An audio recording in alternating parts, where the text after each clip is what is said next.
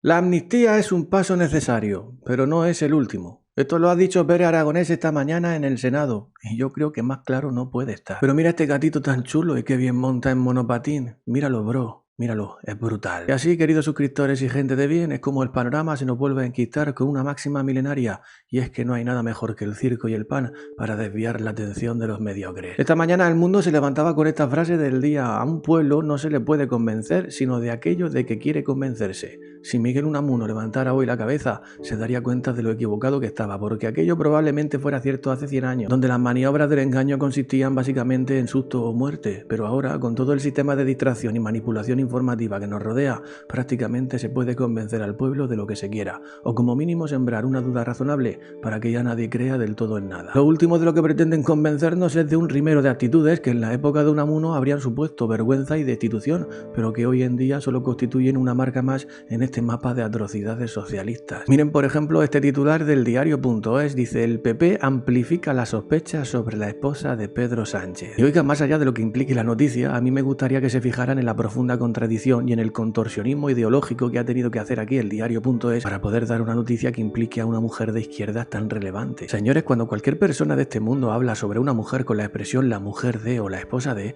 todos los podemongers sabidos y por haber en este mundo se le echan encima argumentando que las mujeres tienen nombre propio y que valen por lo que son y no por ser la esposa de nadie. Si el diario.es hubiera seguido la estela de sus propios preceptos ideológicos, habría nombrado a Begoña Gómez así, con nombre y apellido, porque eso es la igualdad, eso es ser feminista.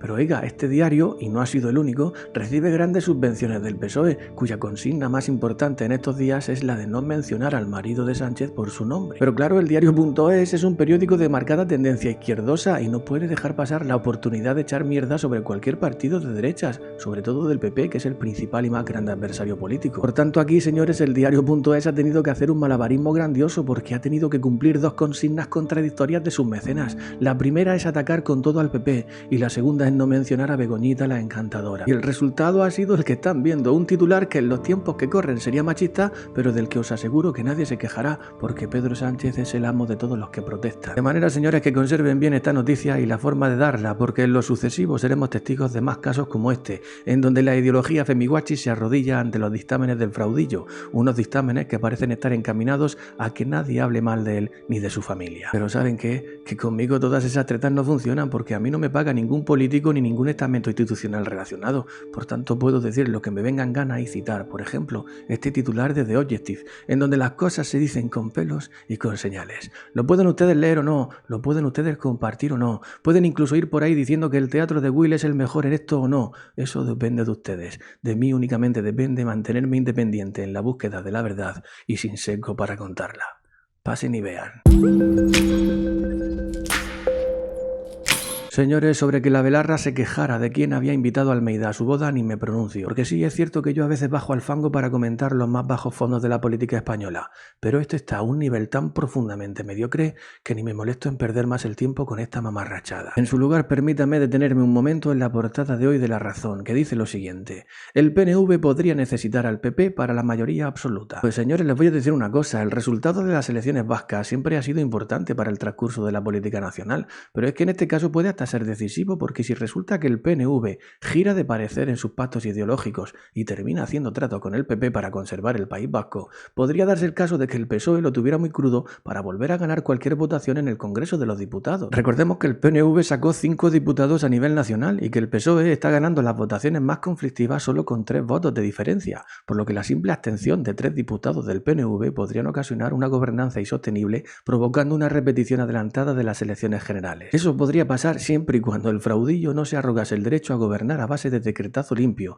que ya ha demostrado que es capaz de hacerlo. Sea como sea, ojo con el resultado de las elecciones vascas, porque podría aportar valor y credibilidad a ese refrán que dice: hacho, agárrate, que vienen curvas. Por otro lado, no hay que perder de vista las jugadas maestras del Ocupa, porque este no da puntada sin hilo y todo lo que hace está encaminado a que solo se sepa de él lo guapo que es. Os pongo un ejemplo, se lo leo desde Objective, dice: Moncloa vuelve a rechazar la reforma de la ley de transparencia tal como pide el Consejo. Y oiga, lo mejor usted se pregunta que para qué sirve reformar esa ley, y yo le lanzo esta contrapregunta. ¿Acaso no ha sido él quien de forma repetida ha salido a defender, a veces sin que nadie se lo preguntara, la transparencia de su gobierno? Dime de lo que presumes y te diré de lo que careces. Ese es un refrán que también está muy guapo. Y señores, entonces, después de leer que Sánchez defiende la transparencia sin igual del PSOE, pero a la vez se niega a renovar la ley, uno va y dice, ¿y para qué sirve todo esto? ¿Acaso estamos perdiendo el tiempo? Pero después de preguntarse todo esto se encuentran noticias como esta. Dice, Begoña Gómez montó una reunión entre Barrabés y Sánchez para hablar de fondos europeos. Y cuando uno lee todo esto, inmediatamente se pregunta lo siguiente, caramanos, ¿por qué no hay transparencia en esto? Y entonces se encuentra con esta otra noticia. Celá lleva gastados ya 750.000 euros para adecentar su residencia oficial en Roma. Y cuando uno lee esto piensa, ¿pero por qué no se ha comunicado todo esto antes? ¿Dónde está la transparencia? Y en mitad de todo este mare magnum nos encontramos con esta otra noticia. Teresa Rivera concede 760.000 euros a un proyecto ilegal de un alcalde del PSOE. Señores, y cuando uno llega a este punto, a lo mejor empieza a pensar que todo esto de la transparencia es o bien una pantomima o un doble juego con el que muchos están sacando tajada. Pero es que resulta que cuando ya creías que no podía salir algo menos transparente, nos encontramos con esto otro, y es que don Cipriano oculta un plan que entrega a Cataluña y País Vasco el control de sus fronteras en aeropuertos y puertos. Y usted dice, bueno, pues tocan a noticias de transparencia por cada miembro del PSOE, pero entonces encuentras esto otro y te das cuenta de que siempre hay privilegiados como don Cipriano, que según Manuel Llamas se ha comprado a tocateja 2 casoplones valorados en 2,6 millones de euros desde que es ministro.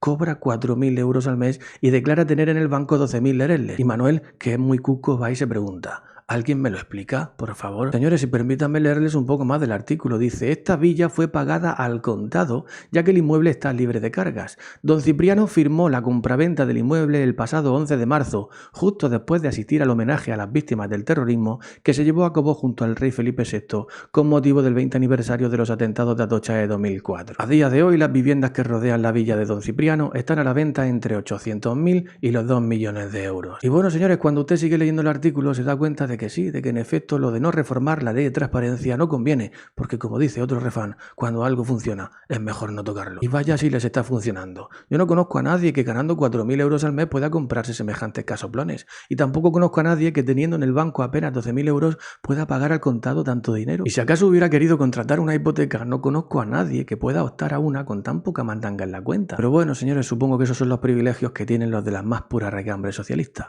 La cuenta Capitán Bitcoin nos regala otro ejemplo de privilegio socialista. Dice, José Bono posee 4 offshore en Santo Domingo. Compró un pura sangre de 100.000 euros con fardos de 500 euros enrollados en periódicos. Su hija Amparo compró con 24 años un ático de lujo por 631.062 euros. La otra con 12, otro de 1,6 millones con vistas al retiro. Cuando el socialismo sí funciona. Y señores, les voy a ser completamente sincero, estos datos yo no los he comprobado, por tanto, y dado el respeto que le tengo al rigor, os pido que lo investiguen antes de darlo por válido. Como también os pido que investiguen esto, es de la misma cuenta y dice, Laura y Alba Rodríguez, hijas de Zapatero, en 2019 crean la empresa What the Fuck, pronto empieza a ingresar 242.000 euros en 2021 y 301.000 euros en 2022. Ahora abren vías profesionales con Venezuela, país secuestrado por el chavismo donde medra su padre, cuando el socialismo sí funciona. Pues sí, señores, todas estas son cosas que pueden ustedes comprobar si quieren. Pero como yo sé que no está el horno para bollos y que a lo mejor no tiene usted ganas de investigar y prefiere que se lo den todo hecho, pues le voy a pedir que se relaje, que suba el volumen de sus auriculares y que disfrute con este sencillo pero contundente mensaje de Abascal. Escuchen. Hoy hemos conocido por informaciones periodísticas que el Departamento de Seguridad Nacional del Palacio de la Moncloa, el departamento que en materia de seguridad nacional asesora al presidente del Gobierno, ha emitido un informe que ya ha sido aprobado, según el cual la inmigración ilegal es la tercera amenaza para la seguridad nacional. Es verdaderamente curioso porque Vox había intentado en el Congreso de los Diputados que la inmigración ilegal fuese considerada precisamente como un riesgo, como una amenaza para la seguridad nacional en España, y sin embargo todos los partidos se habían opuesto a que eso ocurriera así. Hoy los expertos en seguridad nacional están diciendo al presidente del Gobierno que esa amenaza existe. Hoy la inmigración ilegal, desgraciadamente, está ligada al aumento de algunas amenazas para nuestra sociedad, está ligada al aumento de la amenaza yihadista y también está relacionada, por desgracia, con la inseguridad en las calles. Sabemos que en Guipúzcoa, en solo un año, las violaciones han aumentado en un 200%, se han multiplicado por 4. Señores, y como hoy la cosa va de refranes, a Abascal se le pueden aplicar muy bien dos, y es que nadie es profeta en su tierra o que es un adelantado a su época, porque poco a poco el tiempo le va dando la razón y los demás partidos, poco a poco y a regañadientes, se van haciendo de Vox, incorporando en sus programas y en sus ideologías algunos preceptos que Vox ya tenía como bases fundamentales de su discurso. Pero claro, ellos son de ultraderecha y no se les puede hacer caso. Lo repito, poco a poco y a regañadientes, los demás partidos se van convirtiendo en Vox. Pero la pregunta es obvia: ¿cuánto tiempo tendrá que pasar y cuántas vidas tendremos que perder antes de que se den cuenta? La respuesta es siempre demasiado, ¿no piensa? Nada más por hoy, señores, muchísimas gracias por estar ahí. Ya sabéis que si veis los anuncios y me dais un like me ayudáis muchísimo.